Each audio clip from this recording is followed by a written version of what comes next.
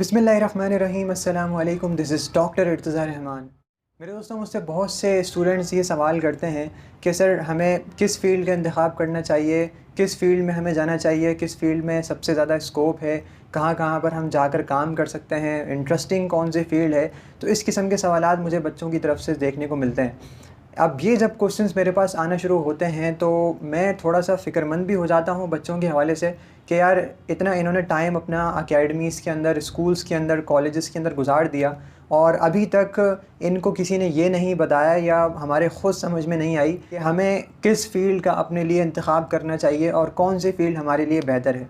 इसमें कसूर यकीनन स्टूडेंट्स का भी है, अकेडमीज़ का भी है, स्कूल्स कॉलेजेस का भी है, टीचर्स का भी है कि हमें ये बात समझाई नहीं जाती, हमें ये बात बताई नहीं जाती। हमारे अंदर जो कैपेबिलिटीज़ हैं, हमारे अंदर जो सलाहियतें हैं, उनको निखारा नहीं जाता, उनको निकाल कर बाहर नहीं लाया जाता कि कौन सी चीज़ हम अच्छा करना जानते हैं और किस फ़ील्ड में हमें जो है वो जाना चाहिए। सबसे पहली बात तो आपका सफ़र बेसिकली स्टार्ट होता है जो सीरियसनेस का सफ़र है, जहाँ पर आपको थोड़ा सीरियस हो जाना चाहिए। मेरे ख़्याल से 9th और मैट्रिक क्लास का जो ड्यूरेशन होता है वो है। अगर उसमें आपने नहीं किया, अगर आप फर्स्ट ईयर में हैं, इंटर में हैं या इन बिटवीन दोनों में हैं, तो भी आपके लिए ये एडवाइसेस फ़ायदेमंद हो सकती हैं। सबसे पहली बात तो ये है, जो आपको 9th क्लास से एक जर्नी अपनी शुरू करनी है कि आपको सबसे पहले ये देखना है कि किस चीज़ में आपको सबसे ज़्यादा इंटरेस्ट मालूम होता है। कौन सी चीज़, कौन से सब्जेक्ट आपको अपने लिए सबसे ज़्यादा दिलचस्प लगता है, सबसे ज़्यादा इंटरेस्टिंग लगता है, जिस सब्जेक्ट को करने में आपको सबसे ज़्यादा मज़ा आता है। ये एडवाइसेस बहुत ज़्यादा इंपॉर्टेंट है, माइनर ज़रूर मालूम होंगी लेकिन ये एडवाइसेस बहुत ज़्यादा अहम हैं और आपकी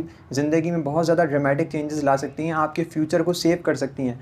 लेकिन सबसे पहले अगर आपने ये देख लिया कि आपका इंटरेस्ट किस फ़ील्ड में सबसे ज़्यादा है, क्या काम आपको करने में सबसे ज़्यादा अच्छा लगता है, मज़ा आता है, तो उसका एक फ़ायदा तो ये होगा कि आप जब उस फ़ील्ड का इंतख़ाब करेंगे ना, यानी यूनिवर्सिटी लेवल के ऊपर आने के बाद उस फ़ील्ड का जब आप इंतख़ाब करेंगे तो आप अपना स्कोप ख़ुद बना सकेंगे उस फ़ील्ड में। आपको किसी से गाइडलाइंस लेने की ज़रूरत नहीं पड़ेगी, आपको उस फ़ील्ड के बारे में किसी से पूछने की ज़रूरत नहीं पड़ेगी। You will make your own scope. ये मेरा मानना है, ये मेरा बिलीव है, क्योंकि मैंने बहुत सारे लोगों को देखा है कि जिन लोगों को जिस फ़ील्ड में इंटरेस्ट था, उन्होंने फिर उस फ़ील्ड में हालाँकि स्कोप नहीं था लेकिन उन्होंने ख़ुद अपना स्कोप जो है वो डेवलप कर लिया अपने लिए और वो एक कामयाब इंसान बने। तो सबसे पहले तो ये देखना है कि आपको आपका किस फ़ील्ड में सबसे ज़्यादा इंटरेस्ट है, किस सब्जेक्ट में सबसे ज़्यादा आपको मज़ा आता है। जब आपको ये आइडेंटिफ़ाई हो जाएगा ना कि किस में आपको सबसे ज़्यादा इंटरेस्ट है, तो फिर अगली एडवाइस ये है कि आप 9th क्लास से, मैट्रिक क्लास से जब आपको ये अंदाज़ा हो गया है कि इस सब्जेक्ट में मेरा सबसे ज़्यादा इंटरेस्ट है, तो उसी क्लास से उसी वक्त आप उस सब्जेक्ट में रिसर्च करना शुरू कर दें। रिसर्च करने का मतलब सिर्फ़ ये नहीं है कि आप उसको मज़ीद पढ़ना शुरू कर दें, वो तो आप डेफ़िनेटली कर रहे होंगे, लेकिन आप मज़ीद उसके अंदर तलाश करना शुरू कर दें कि ये इस सब्जेक्ट को पढ़ने वाले लोग कहाँ-कहाँ जाकर सर्व कर सकते हैं, कहाँ-कहाँ पर जाकर काम कर सकते हैं, किन-किन अथॉरिटीज़ को जाके वो सर्व कर सकते हैं, किस लेवल के ऊपर वो जाके जॉब कर सकते हैं। ये सारी चीज़ें आपको पता होनी चाहिए। आप उसी फ़ील्ड के लोगों से आप मिलें और उसी फ़ील्ड के जहाँ पर लोग हैं वहाँ पर आप फ़ेसबुक ग्रुप वहाँ का ज्वाइन कर लें, व्हाट्सएप ग्रुप ज्वाइन कर लें, इंटरनेट पर यूट्यूब पर वीडियोज़ देखते रहें, गूगल पर सर्च करते रहें। ये सारी मालूमात का ज़ख़ीरा आपके पास जमा होता रहेगा जैसे-जैसे आप आगे बढ़ते जाएँगे। फिर उसका इफ़ेक्ट आपको अल्टीमेटली जब आप उस लेवल के ऊपर आएँगे, जब आपको काम करने का वक़्त आएगा, तो उस वक़्त आपको महसूस होगा कि आपने जो रोज़ाना 1 घंटा, आधा घंटा जो रोज़ाना उस फ़ील्ड में रिसर्च करने में गुज़ारा है, वो कितना आपका कारआमद था। तो पहली बात क्या हुई कि आपको अपना इंटरेस्ट तलाश करना है। इंटरेस्ट तलाश करने का फ़ायदा क्या होगा कि आप अपना स्कोप ख़ुद बना सकेंगे और अगली बात ये है कि उस जैसे ही आपको अपने इंटरेस्ट का पता लगता है, आप उस फ़ील्ड में, उस सब्जेक्ट में हर तरह की रिसर्च करना शुरू कर दें, उन लोगों से मिलना शुरू कर दें, फ़ेसबुक ग्रुप ज्वाइन कर लें, वीडियोज़ देखना शुरू कर दें। ये सारे काम आप करते रहें। अगली इम्पॉर्टेंट बात ये है कि कुछ भी हो जाए, आपको उस सब्जेक्ट को सबसे ज़्यादा वक़्त देना है as compare to other subject.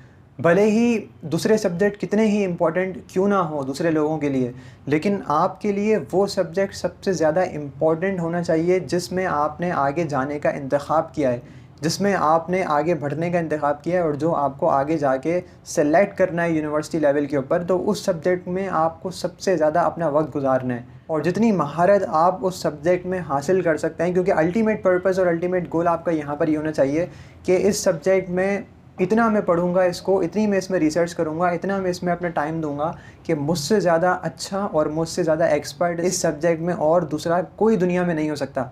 अगर आपका सब्जेक्ट फ़िज़िक्स है, तो आप अपने आप से कहें कि फ़िज़िक्स मुझसे अच्छी कोई नहीं पढ़ सकता और फ़िज़िक्स मुझसे अच्छी कोई नहीं पढ़ा सकता। जितनी मुझे फ़िज़िक्स आती है उतनी किसी को भी नहीं आती। ये आपका अंदर से मोटिवेशन होना चाहिए। जितनी मेरी अच्छी केमिस्ट्री है उससे अच्छी केमिस्ट्री किसी की नहीं हो सकती। जितनी अच्छी मेरी इंग्लिश है, जितना मैं अच्छा इंग्लिश में लिख सकता हूँ, राइटिंग कर सकता हूँ, पोइट्री कर सकता हूँ, मुझसे अच्छी दुनिया में कोई भी नहीं कर सकता।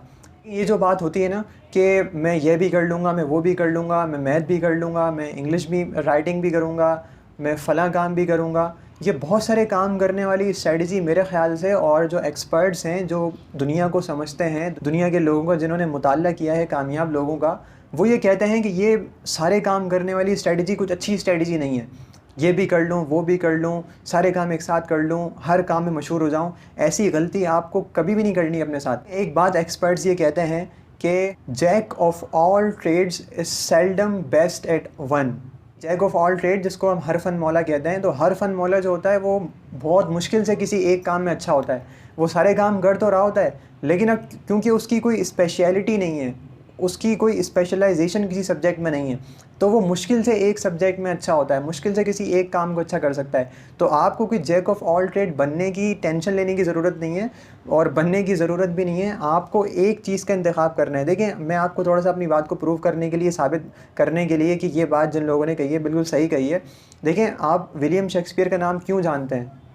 सिर्फ़ एक काम की वजह से कि वो इंग्लिश राइटिंग बहुत अच्छे तरीके से करता था। इंग्लिश पोइट्री, ड्रामे लिखना, पोएम्स लिखना, ये काम उसको बहुत अच्छा आता था। तो हम उसकी एक काम करने की वजह से विलियम शेक्सपियर के नाम को जानते हैं।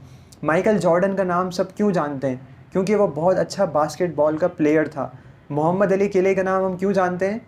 बताइए? क्योंकि वो बहुत अच्छा दुनिया का बॉक्सर था। थॉमस एडिसन को सारी दुनिया क्यों जानती है? क्योंकि वो बहुत अच्छा इन्वेंटर था, बहुत अच्छा साइंटिस्ट था।